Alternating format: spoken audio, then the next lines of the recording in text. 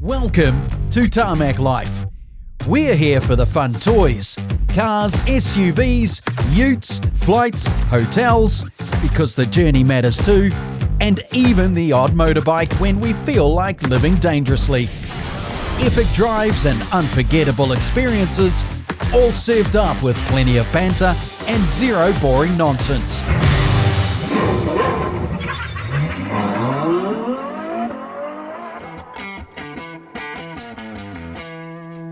On tonight's show, we review MG's first ever ute, the U9. Audi has killed the A8. Is this the beginning of the end for sedans? Harry stars in his first commercial. We find out what it takes to make a good one.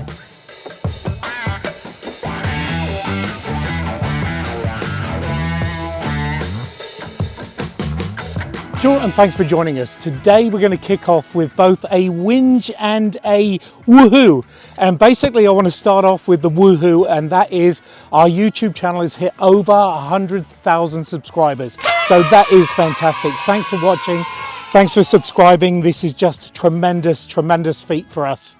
Now on to the whinge, and that is as we start to change or we move into sort of winter, the nights are going to get darker, and also people are relying on automatic lights. So lights are a problem for me because they're not necessarily always on. Yeah, and it's something that you see happening all the time, especially in those twilight hours, right? Where it is not too dark for the auto headlights to kick on, but then people don't realize that they're driving with their lights off. This really grinds my gears. I am with you on that one 100%. But it's also the fact of rain as well. So the light's not quite right, and it's dark enough for the rain to sort of cover the car, but the lights are not on, so you get these side lights, which is still not enough light to get out there, and fog as well. I think our car manufacturer is to blame to some extent for this, because you can see the person driving along, headlights off, but this light from the screen is radiating off their face, right? Yeah, true. So you actually get the perception that your lights are on because there's lots of light in the cabin, but surely you look outside and you go, I can't see anything. It's showing my age now, but back in the old days, right, where your headlights were off, the dashboard would be dark, right? So that was a safety feature. And then I flash at them with all 1,000 suns, and they have no idea what I'm doing because they have light inside of the cabin. It's just, yeah, it's absolutely the manufacturer's fault in that point. So there you go, top tip, make sure your lights are on, otherwise you'll have him flashing at you. That's a terrible idea. Moving on, and something that doesn't have a problem with lights, as you can see, is the MG U9, and we're going to review that next.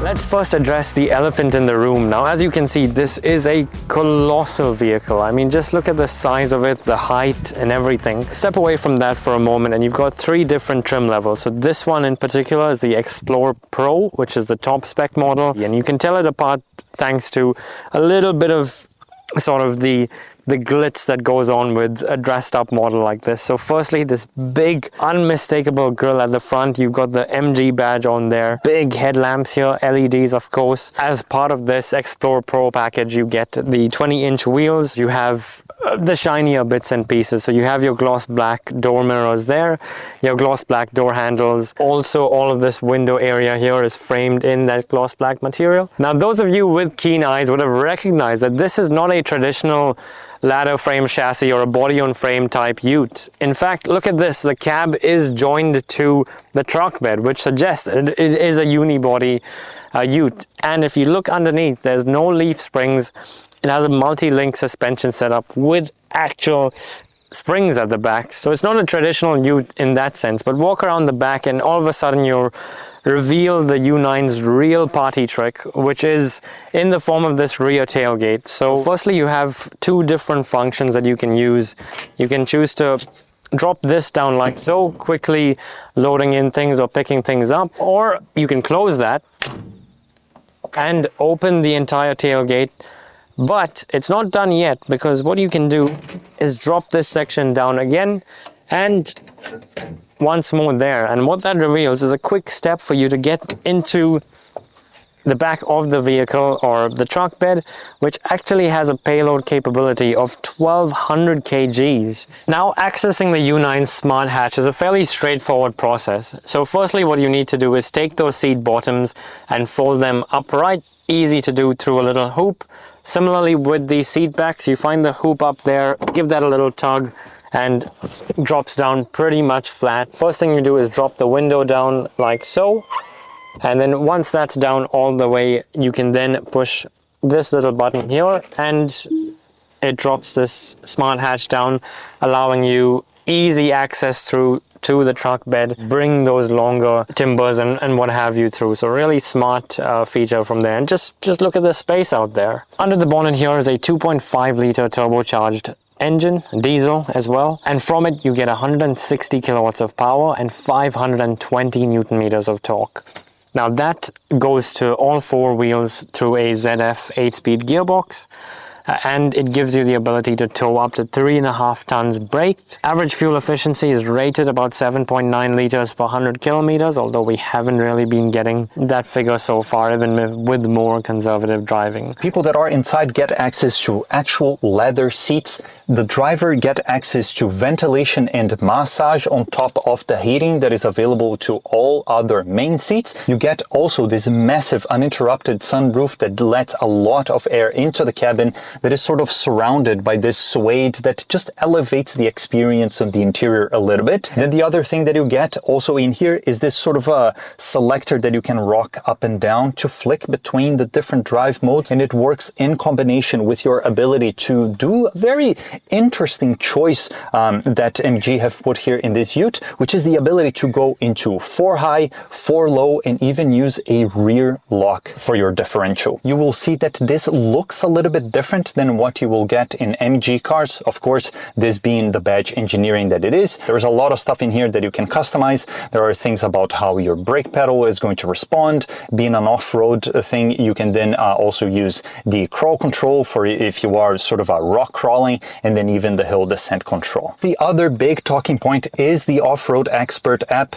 So if we jump into that, you will then see that it does a little bit of a checking routine to make sure that you are about to go into wading, or that you are going to use rock crawling or hill descent control. And the cool thing about here is that it is really tailored for off-road use.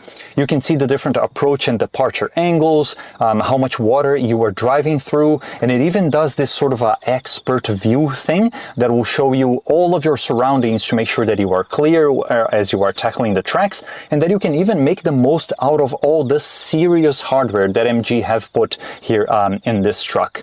So yes, of course, it might be a unibody truck, but it can add that capability by giving you a lot of control over the differentials, including the ability to lock the rear diff. All of these screens will then also reflect everything that you are doing in terms of those driving modes. So if you touch in here, you will then get access to all the other ones that you have available to you. Say, for example, that you go into sand.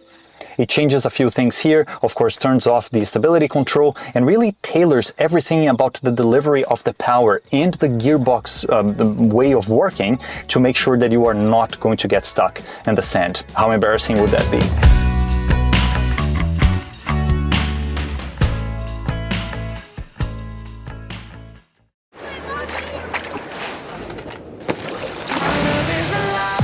Introducing the all-new Subaru Forester with next-generation strong hybrid and over 1,000 kilometer range.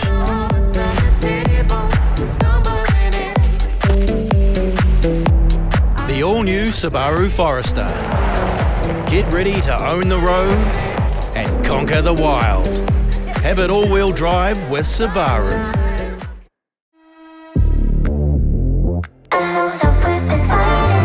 It's time for the news, and I think first we should talk about the fact that BMW are bringing back the ice experience to Queenstown. How exciting is that? Oh, yeah.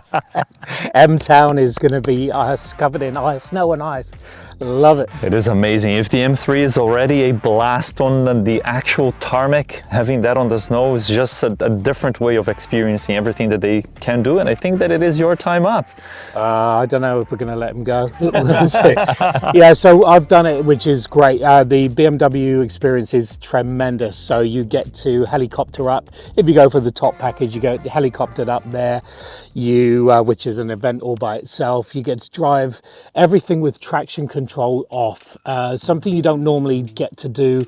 Even in our line of work, you tend to leave the traction control on and just have a wild time slipping, sliding, and usually get a fast lap on a snow and ice where, you know, your life just flashes before you in a beautiful way, and a nice cozy jacket to be involved as well. And of course, and hospitality is amazing, and of course it cannot be understated how important of an infrastructure that is. That is the largest snow testing venue in the Southern Hemisphere. Oh, the Southern Hemisphere right? proving ground. So it's a really important place for New Zealand, and the fact that so many brands actually try out their cars in our old New Zealand when they have the summers on the Northern Hemisphere. So amazing, and to then get to use all of that to be sideways in BMWs, even better. I can't wait, and hopefully you won't go. Actually, I'm hoping that maybe the iX3 is going to show its face down there, or even the i3 sedan, which would be great. Anyway, moving swiftly on from me being left out of this fun conversation here. Jerry McGovern is out of Jaguar Land Rover, but the question is, was he pushed or did he jump, as you said? I don't know if I'm happy with this or not, because he has developed designed or brought some amazing vehicles to our landscape. And, you know, let's not talk about the Type 00 or whatever the hell it is. But he has the new Defender. You know, what an achievement that has been for Jag Land Rover. Then the new Range Rover as well. How good does that thing look? Yes, you know, the whole rebrand with Jaguar, let's glance over that, and it may well have been the main reason why he was either pushed or jumped. But just to have those achievements as a car designer, like how many Defenders do we see out and about? The combinations, they seem to look good no matter whether it's the shorty or the 110 or the 130, right? Yeah, it was a very successful redesign that really captured the whole idea of Land Rover. So many important feathers on his cap, and I think that at the end of the day, the whole start of this conversation about him leaving was a little bit, is it gonna happen, is it not gonna happen? And now we are seeing the full development of that. It's weird. Yeah, I wonder where he's going to go, and also I wonder who's going to replace him. So those are top questions to have out there. And then what direction are they going to go in? Because they've had this set direction, or seem to have a set direction, obviously, until this latest movement. But then I don't know. It'll be interesting to see where it goes. On another note, something that we know for certain, well, unfortunately, is that the Audi A8 is officially dead. RIP to an absolute legend of the big sedan, the big boat game, the land yacht game, rather. Doesn't that mean that the Transporter series is going to be going? Because wasn't that an Audi A8? No more Jason Statham, you know, driving around. What's he going to be? Okay, but what's he going to be driving around in? S-Class or 7 Series now, right? Or the Q9, isn't it? Yes, correct. Audi have replaced or are replacing the outgoing A8 with a new flagship, which is going to be an SUV, unfortunately. The Audi Q9 has been confirmed as its replacement. Well, one thing is for certain, the market has spoken. You look at figures, and we have been on this trajectory for many years, not only of SUVs capturing more of the people's interest, but then also just the figures reflecting all of that. Not too long ago, you used to remember that anyone that was the business would be driving or being driven in the kick-ass sedan. And all the European brands had one or two offerings in that segment. So the A8 being the first one to go sort of creates a little bit of an expectation either way for the i7 or in the 7 Series being this two-in-one kind of thing. And then of course with the S-Class being the new one to be really is probably the one that will keep going, because of course Mercedes has always been synonymous with the high luxury sedan. But as I said in our very first episode for our TV show, sedans are dead, and this is just a representation of it, isn't it? Didn't we correct you on that episode? We did, and I'm gonna do it again, because Stellantis say that actually people want sedans back, and Ford are saying a similar thing as well. So have Audi gone too quickly on this one? Actually, forgive me if I'm wrong, but haven't you just appeared on a sedan TV commercial for Dongfeng? As a matter of fact. So somebody who's saying they're dying was happy to be, actually not for paid, but to appear on a TV commercial. And tell us a little bit about that. It was in fact a very interesting experience, of course, being used to doing a little bit of the filming and the stuff for our reviews and TV shows. I'm more used to being operating the camera rather than being directed by other people, and especially doing something so sort of a high effort as a car ad. It was great. And of course we were working with a specific company that are professionals. They really know what we are doing, which is a little bit different than what we do here. And I get to speak to them as part of tonight's Tarmac Torque. That's on after the break.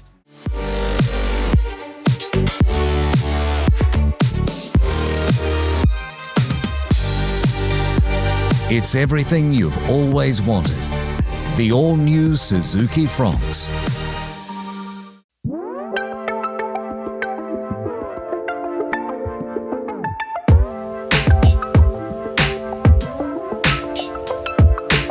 On tonight's Tarmac Torque, we continue on our quest to speak to people that work with their skills adjacent to car culture. And tonight we get to speak to Jeremy from Journey Pictures. Hi. We met 7 years ago, I think, when we were doing a photography event, running around Auckland and taking a few pictures. But as you can see from the pictures here behind me, Jeremy decided to take his skills to a very specific niche part of car culture. Jeremy, please tell us more about Journey. The company actually started in Taiwan. It was 13 years ago, so it was 2013 in Taiwan. And then back then we were photographing and filming music festivals. Right after we finished our first job, we went to a club to celebrate our success. And then I noticed a photographer that's photographing at the club. He's a professional car commercial photographer. We just started chatting online, and then finally we get to work together on one project. My team and me were doing the video side of things, and then he was doing the photo side of things. As we progressed down all of the jobs, me and him swapped our jobs. So I become the photographer, he became the videographer. And then we kind of just kickstarted the company from there. 2017, I moved back to New Zealand and then started our Journey Pictures in New Zealand as well. And it wasn't necessarily linked to cars from the very beginning, as you mentioned, a little bit of a different start to the whole thing. Yeah. How did the shift towards making more car content happen? I mean, I've always been fascinated by cars. When I was young, I have so many little car models. So naturally, when I get to start doing car stuff, I just enjoyed it and started doing more and more and more. So then when you are in this process of getting a new car and having to produce content for a brand, what is it that you are looking for when you are shooting that content? What do you think makes a car look good on camera rather than just on the metal?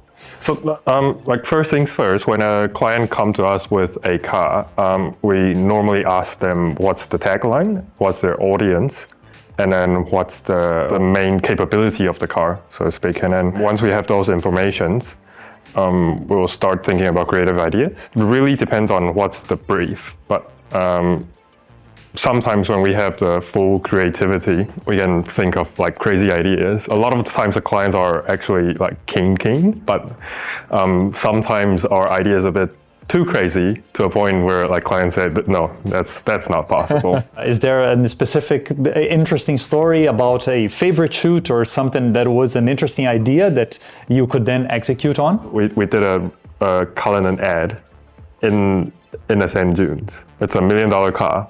And then the car has went through salt water and sand. The whole chute came from, so like back when the Cullinan was launched, I proposed this chute to Rolls-Royce APAC to do sort of like a bigger scale chute. I did the usual thing to ask what's the tagline. I think it was effortless capabilities, effortless anywhere, something like that. I started thinking, so like effortless capabilities, what can we showcase? We thought about the off-roady side of things. Yeah. And then that's when we thought about maybe bring it into harsher environments.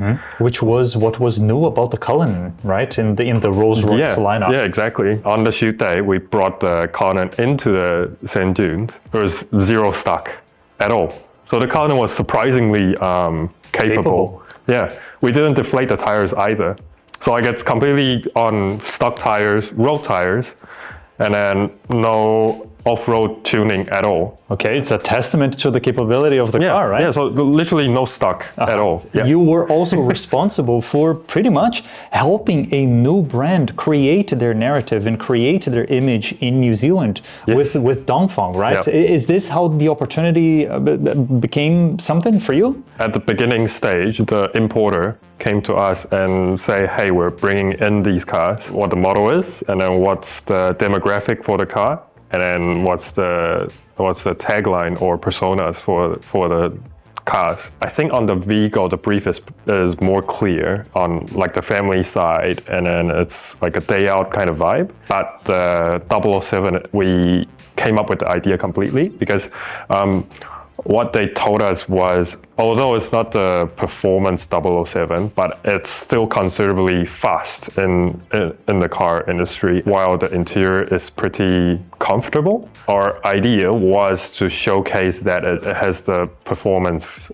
side of things, but also showing the calmness inside the car. That's very cool, and that's exactly what you will see when you eventually see this ugly mug in here starring on the ad, right? Because we had such a cool opportunity and experience doing the whole shooting, from understanding what was the brief and turning that into all the production that happened at the end of it. Not only do you get the opportunity to drive cars before everyone has driven, you help a brand create their positioning in the New Zealand market, and then you walk away with results like these. It's very cool. Yeah, I mean we're pretty lucky down the road that a lot of clients actually trusted us with all these cars and projects.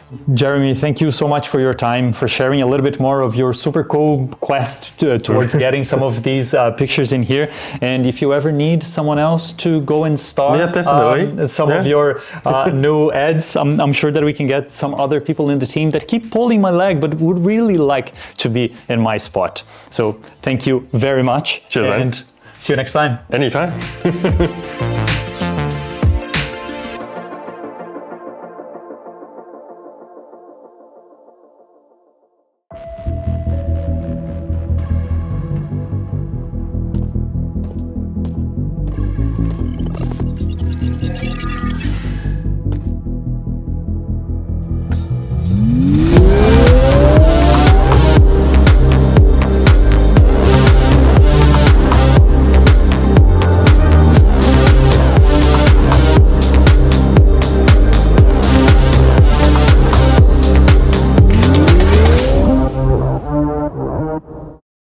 You feel like this is a large vehicle and probably a step up from things like the Ranger or the Hilux in terms of size, and we know its length is 5.5 meters, so it is longer than those. The other interesting thing with this, and I think big talking point with this, has to be once you're on the move, or well, however long it takes you to get there, is that engine. Now it's a 2.5 liter turbo diesel, as I mentioned before, but it feels so labored for some reason when you're trying to move away from a stop or trying to accelerate into traffic. 520 newton meters of torque is nothing to sneeze at, but considering that you are moving around something this big, it definitely shows its weight. And this is considering that we didn't put a whole lot of load on top of it, right? So I wonder how it would be if you were ever going to take it to its full towing potential. It's important to bring up now the efficiency figure is predicted at 7.9 liters per 100 kilometers, but so far I can see Harry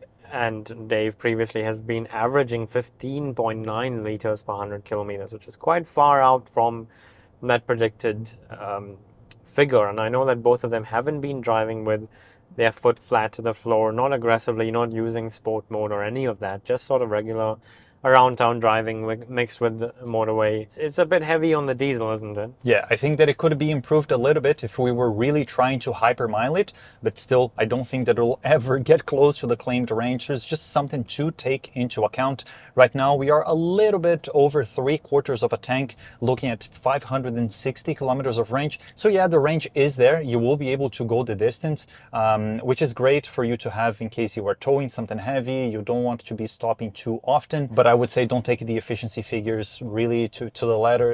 It might change a little bit depending on how you drive. And then in terms of the actual driving itself, we have been driving this mostly in the city with a little bit of motorway driving as well.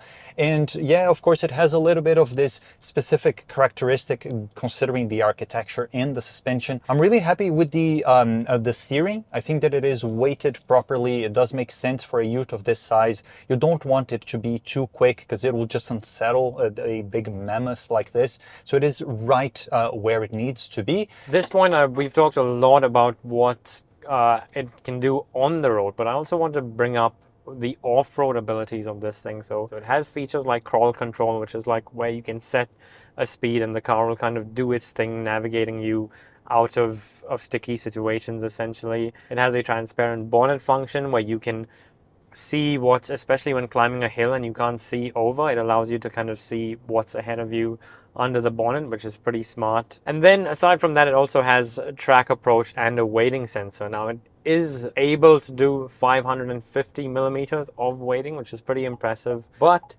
all of this does come at a price, and this top spec model is $68,990 plus that smart hatch option, which is just over 6,000. I think it's 6,160. This raises an interesting question. It does offer a lot for the money, and especially if just having the biggest ute on the road is important to you, then at this price range, certainly it cannot be beaten. In terms of refinement, some of the technologies, things like that, certainly the driver assistance technologies, there are other options out there. What they've done in here is try to blur the lines a little bit between what is this lifestyle ute, but not leaving the either work or just the off-road bit of it without attention. Because at the end of the day, yes, it is unibody, but on the other hand, it has a lot of the hardware to make sure that you will not get stuck on the ruts with this. The car is really prepared to get most of the things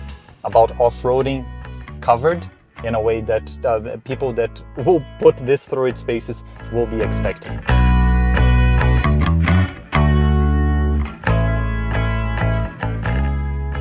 Wow, that is a sizable truck, and also quite smart with that hatch. I think it's a good use of inside-outside workflow, really. Yeah, it really adds more practicality to the whole idea of a ute, right? And yeah, there is no denying the fact that it is just colossal. It is a big thing. You are reminded of that every time that you are driving. Your passenger is just so far away, which was probably a good thing considering I had Matt in there, right? Yeah, absolutely. I mean, if you were a real estate agent, you'd be chuffed, right? Because it's got indoor, outdoor flow, it's got, you know, the living areas, all of that stuff. You could sell that thing. So there you have it. MG have launched, get the pun, into the ute market in a sizable and actually smart way. BMW are back to dancing on ice this year, and we can't wait to hopefully get invited. And also Harry is now fishing to become a sedan ambassador for New Zealand. Thanks for watching. See you next week.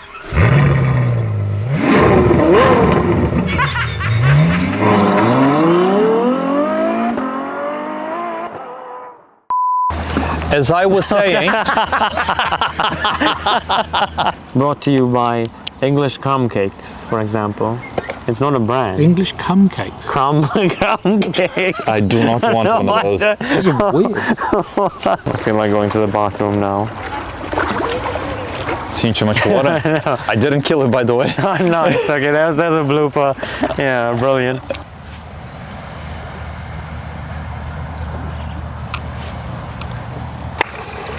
So why do you always do that in my ear? Yeah, right. Like, It had to be close to it, but it didn't have to be here. Bah! Well, that is a studio. No, we'll wait for that. What is it?